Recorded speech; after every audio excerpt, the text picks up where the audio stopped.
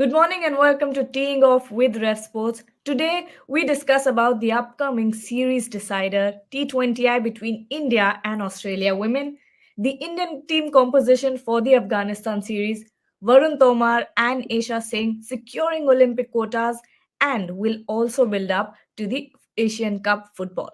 I am Gargi Raut and joining me today for this show are Trisha Ghoshal, Ishan Shahane, Kanan and Rohan Chaudhary.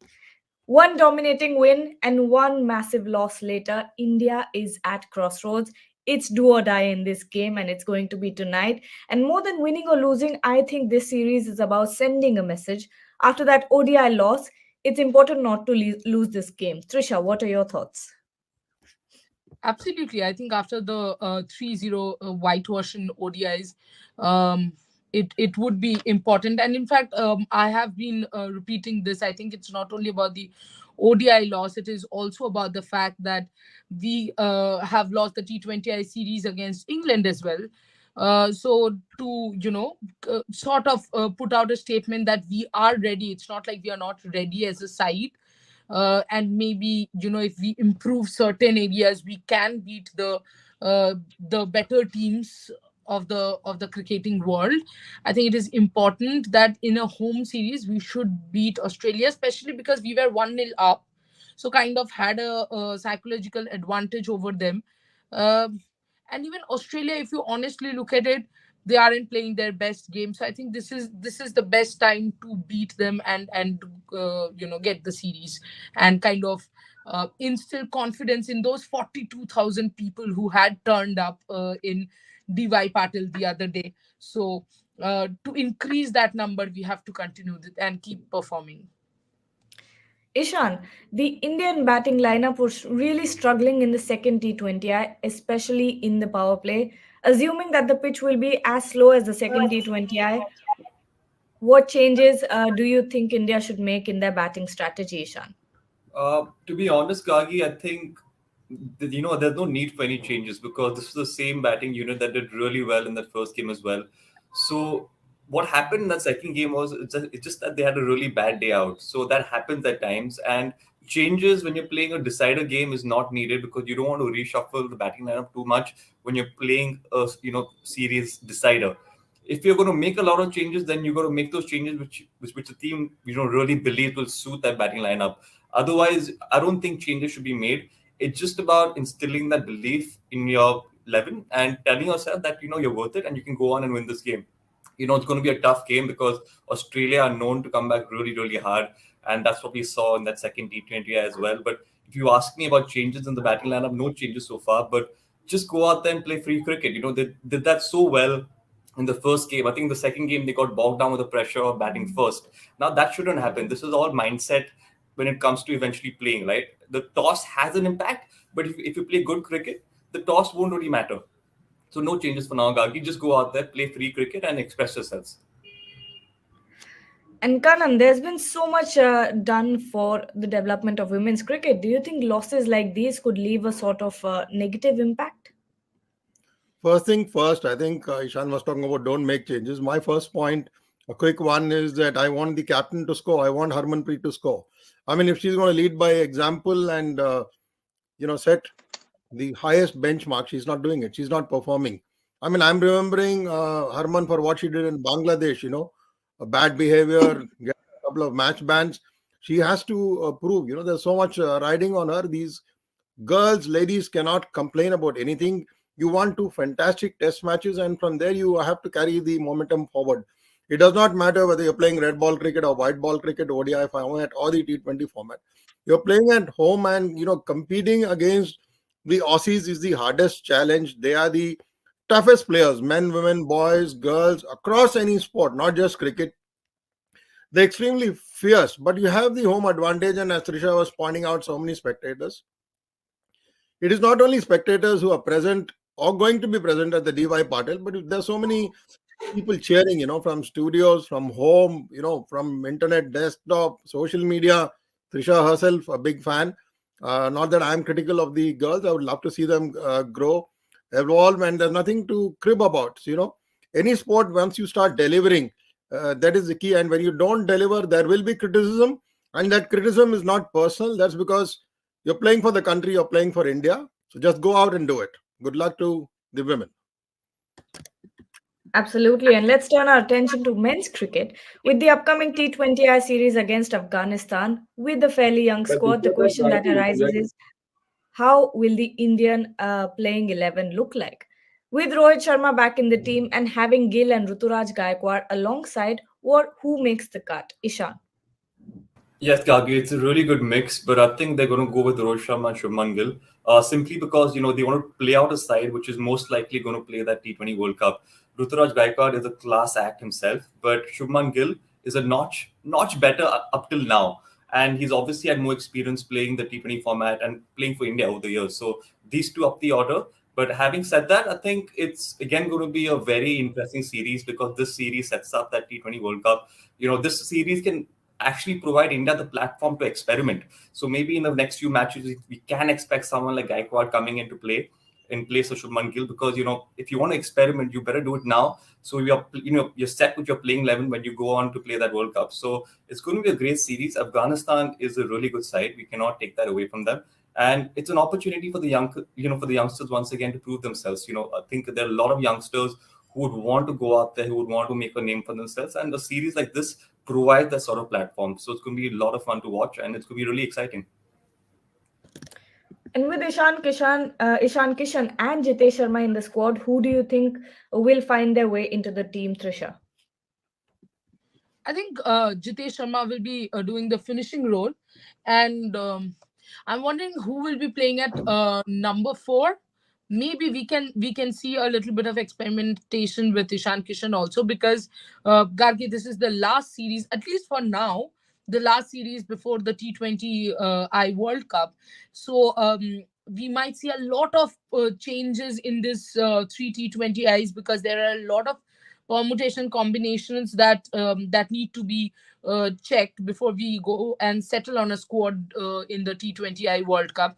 But what will be interesting to see, and to be honest, I think I also want to see is where does Rohit Sharma and Virat Kohli go from here on? Like, what happens if they do well? What happens if they don't do well? And what happens if one of them does well? So there are a lot of what ifs around these two legends. I know a lot of people might find this very weird that we are sitting and questioning Rohit and Virat. We are not really questioning them, but there are a few question marks on the way when you look at the composition as a whole. And if you talk about Jitesh Sharma, I think the way Jitesh Sharma has played or the potential that he has shown, I think he's a sure shot finisher. Your 5-6 go to would be Jitesh Sharma for sure. And I think he has more chances than Ishan Kishan. Absolutely. And moving on to the world of shooting, young Indian shooters Varun Tomar and Esha Singh secured 2 Olympic quota places for India with gold medals in the men's and women's 10-meter air pistol events at the Asian qualifiers. You've been watching their journey very closely. Kanan, talk about them. Yeah, it's fantastic news in the new year. You're getting your 14th and 15th quota places for the Paris Olympics in July. This competition is in Jakarta, the same city which hosted the Asian Games 5 years ago. And at that time, if you talked about Indian shooting, it was Manu Bakar and Varun's cousin, Saurabh Chaudhary, who's now languishing in the woods. So the interesting bit is how Saurabh's cousin Varun's come out firing. And for those not knowing him, he's also part of the Indian Army, just like our own superstar Neeraj Chopra. He won 2 bronze medals last year in World Cups, the first in Bhopal and the second in Cairo. So it's not as if, he's a total newcomer. He's been practicing hard. He's been training hard. Yeah, because I saw the final today and I saw him speak after, words, to the ISSF TV. And obviously, he is confident, but he's a bit shy. His English is not perfect, but that doesn't matter. When you go out there, the only language which matters is shooting, and that he does pretty well. And he did it pretty well. Coming to Isha, I think in this, we are 5 of us in this window. Trisha, Rohan, and myself, all of us were lucky to watch Isha in Hangzhou, China at the Asian Games. And I think Isha has got a fantastic temperament. And I was speaking to Abhinav Bindra today. He's the mentor now for the Indian shooting team. and he's dealing with the rifle and pistol boys and girls. So he said temperament wise, she's fantastic. And even when I think Isha interviewed, Rohan was there. We all did interviews. What stood out was Isha's, she's so strong. She's full of spunk and she's got high energy. And on the big stage like this, where you're winning a quota, there were two more Indian girls also rubbing shoulders with her. And to inch ahead of them and win the quota place, it's fantastic. I think it's very reminiscent of what we've seen from Manu Bhaker in the past. So you're going to have Manu Bhaker possibly, in the 25-meter squad sports pistol in Paris. But let's not forget this is just winning the quota. The entire selection policy has been changed, and they're going to have two trials in 24, one in Delhi and one in Bhopal. There we will get to see the real metal and the temperament from all these shooters, because not only those who won quota places, but in addition, those who are among the top 4 5, how they do in the two trials, how these scores are balanced out, the bonus points, all that will come into play when the final squad is picked for Paris. But right now, yeah, on Jan 8th, 2024, the second week of the new year, you're winning two quota places. That's good. And who knows, on the next day, Tuesday, we could have a few more quota places as well. I'm really very, very happy about it. Trisha, talk about the two youngsters. I think Isha, as Kanan sir rightly said, that we were lucky enough to witness Isha, and the first word that comes to my mind when we talk about Isha is calm. She's absolutely calm under pressure. Of course, her father in the stands is not calm; he is completely tense. But you know what? Others are never calm. Yes, exactly. Fathers can never be calm, Never of should be. course. But yeah, with Isha there is this whole sense of because I remember having spoken to her after her Asian Games, and I asked her, how are you so calm under pressure? She said, I mean, I have practiced to be here. This is what I want to do, this is what I enjoy doing. So of course Rohan can also say he was there for the shooting too. Yeah. And Varun Tomar, I have not seen him in Asian Games, but honestly, what I've realized after witnessing my first experience of seeing shooting live was Asian Games. I watched it on TV, but seeing it right there is completely different.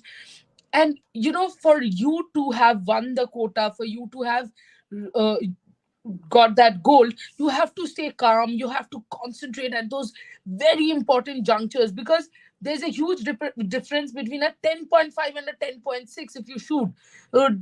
So I think the level of concentration and focus that these two have is brilliant. And it's brilliant that we have got 14th and 15th quota, and as Kannan sir said, if we get a few more on Tuesday, then we don't mind. Yeah, we've got the shotgun event also coming up very soon, where you have an oldie like Manavjit coming back. So maximum is 24. So I'm really upbeat about more quota places coming even in shotgun. And if that happens, this will be surpassing the number of shooters who went to the Tokyo Olympics held in 2021. Yes, and moving on to Indian football. When it comes to Indian football, the Indian team is gearing up for the Asian Cup. Rohan is here to talk about it. Rohan, what are your thoughts? How is this challenge looking right now? Yes, Gagi. So, right from the beginning, we have been talking so much on India and Australia. This tournament will also start off with India and Australia, like just like how it was back in 2011. That Australia was too tough, or maybe we were not that good. It was a 4-0 defeat for us in the start of the campaign. But this time, the Indian team looks quite different, much more confident. We have been in regular touch with the coaching staff, and they are telling us that, yeah, this team won't, Australia won't find it too easy to go past this Indian team. Yes, we will miss some key players. We might not get the services of Sahar Abdul Samad. Yes, Samad was already not there for the Australia game, but he was supposed to come back for the other two matches. But we don't think he will be available for the entire tournament only. So his injury is serious. But other than that, we have spoken to coach and other coaching staff, I think that the positive that we can find out that the coaching staff doesn't really fear that the players are missing. They are confident that the existing players will deliver, because uh, this was a big problem when it came to Indian football 8 or 10 years back. The bench was not that strong. Right now, the bench is strong, so we do have a lot of replacements.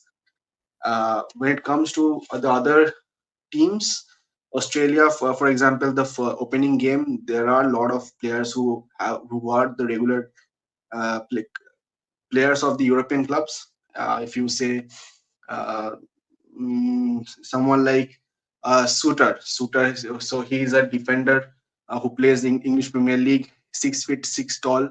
So that uh, physicality might be a problem when it comes to Australia and India, because if you look into our players' average height, they are 5 feet 7 8 maybe, and when it comes to Australia, they are 6 feet 2 3 maybe average height. So that might How be a tall problem. was Diego Maradona? Height really, does it really matter in football? You play But football, tell me that. Diego Maradona's skill sets were so much higher.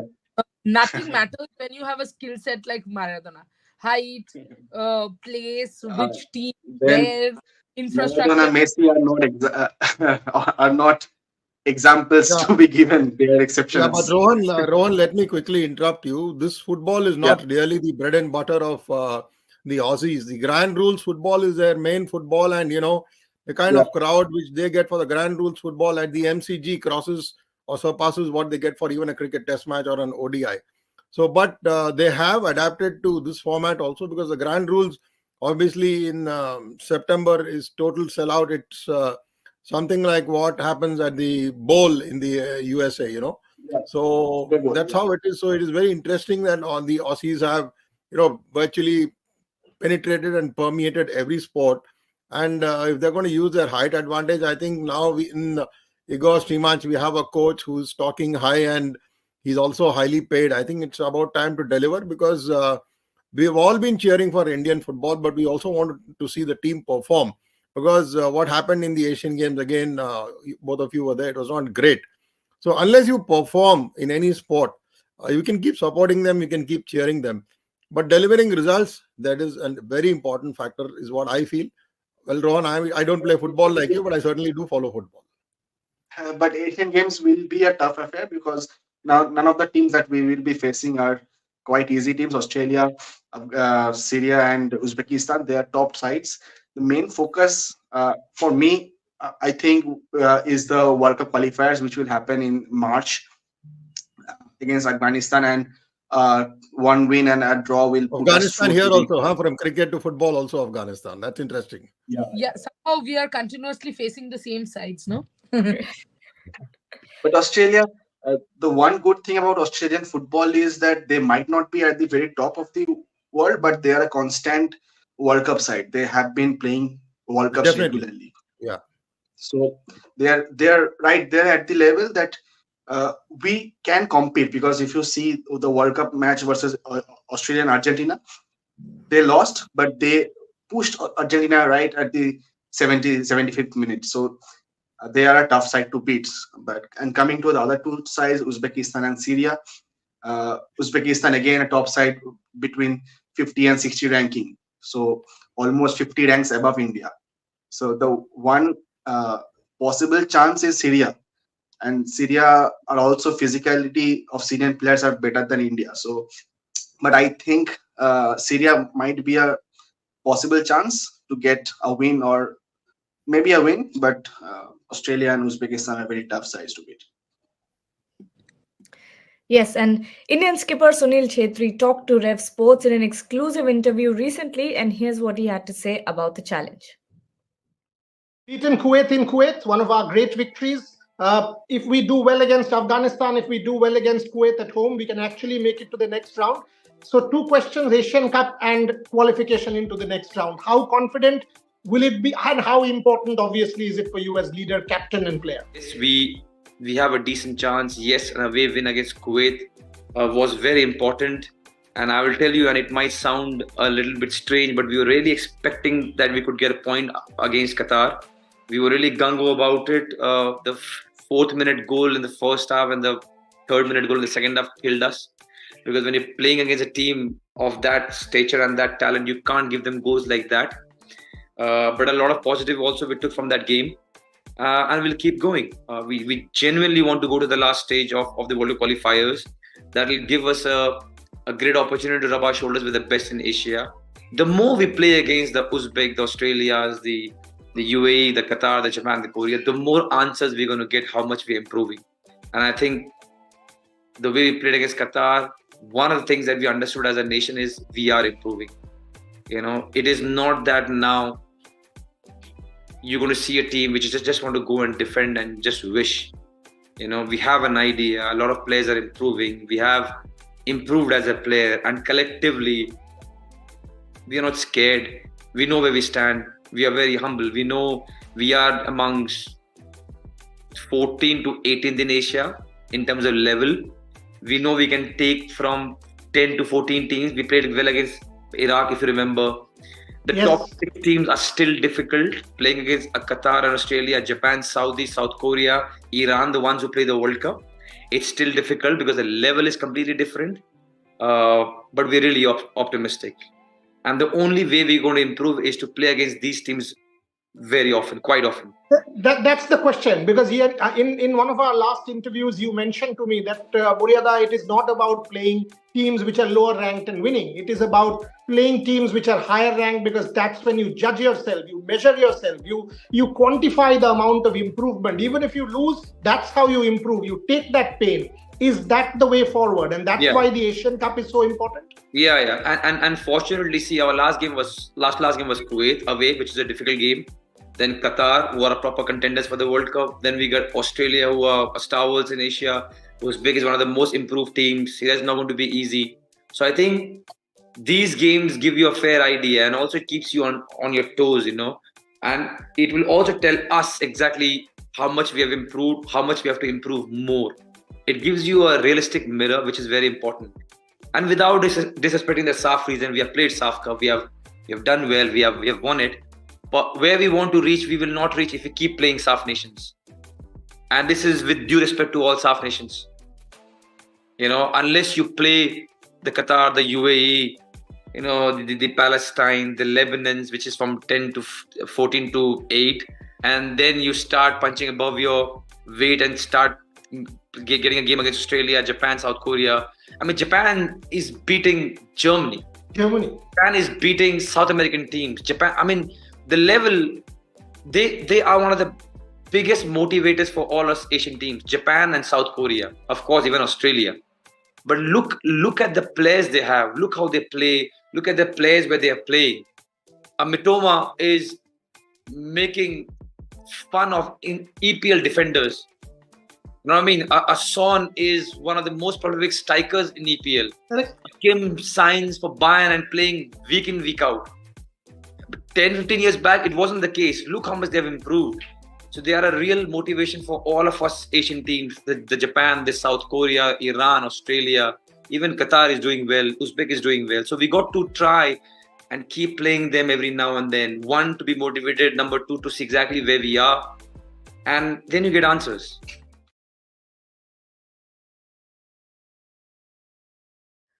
Surya Kumar Yadav is suffering from a sports hernia and might miss a bit more cricket than fans expected. Here are all the details. Team India's dynamic white ball batter Surya Kumar Yadav is facing a significant setback as he is set to miss the domestic Ranji season as well as the first few games of IPL 2024. It is learned Surya is suffering from a sports hernia. The dashing cricketer is likely to be sent to Germany by BCCI to undergo an operation. Sports hernia is quite common to sports persons. Great Sachin Tendulkar had this, and for the first several months, no one was able to identify what has happened. Eventually, he had to get it operated in Germany. KL Rahul too suffered from a similar sports hernia. He was also sent to Germany by the Indian Cricket Board for undergoing a surgery. Keeping in mind the forthcoming T20 World Cup 2024, Surya will be given ample time to recover fully. He is an integral member of the Indian T20I squad. Recently, Surya was also shortlisted for ICC Men's T20 Cricketer of the Year. Surya twisted his ankle during the third T20 International against South Africa in Johannesburg. He had hurt his ankle when he caught off balance while stopping a ball in the field. He was ruled out of action for 7 weeks, thereby missing the T20I series against Afghanistan at home. He was also handed the T20I captaincy in the series against the Proteas, as Hardik Pandya had not recovered from an ankle injury suffered during the 50-over World Cup. We at RevSportz wish Surya Kumar Yadav a speedy recovery. Rohan has an important update from the world of football. Rohan, let us know. Yeah, yesterday the Kalinga Super Cup, the final qualifiers happened. Inter Kashi qualified to the main rounds by defeating Rajasthan United 5-0. And today, East Bengal will be playing Hyderabad FC from 2 p.m. at the Kalinga Stadium, and from 7:30, Mohun Bagan Super Giants will be taking on Srinidhi Deccan. So the Super Cup is here, and it's a very important tournament in perspective of Indian football, because the most of the players are there with the national team camp, but it's a very good opportunity for the teams, both I-League and ISL, to look into their bench strengths. Thank you, Rohan, and thank you to everyone who has joined. That's it from us for this conversation. Join us every morning from Monday to Friday at 9 a.m. Till then, we'll leave you with Shubhayan exploring the beautiful Museumberg Beach.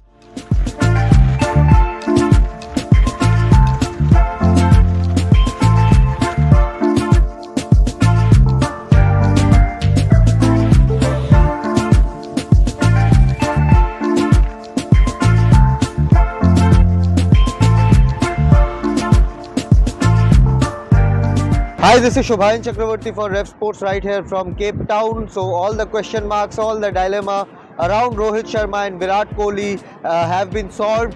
Both are part of the T20I squad that will face Afghanistan in a 3-match T20I series, and it will be interesting how these two legends of the game fare in this 3-match T20I series before taking on England in a 5-test series. But yes, cricket chats will continue, cricket discussions and debates will continue. But right now we are here in the Musenberg beach where it's hot water, and the speciality about this beach, this beautiful beach packed with pristine water, is that it's a hot spot for sharks. And we will show you a few things around this Musenberg tour, Musenberg beach. So hang around with us for this beautiful tour, and check out some of the beautiful visuals from the Musenberg beach right here from Cape Town.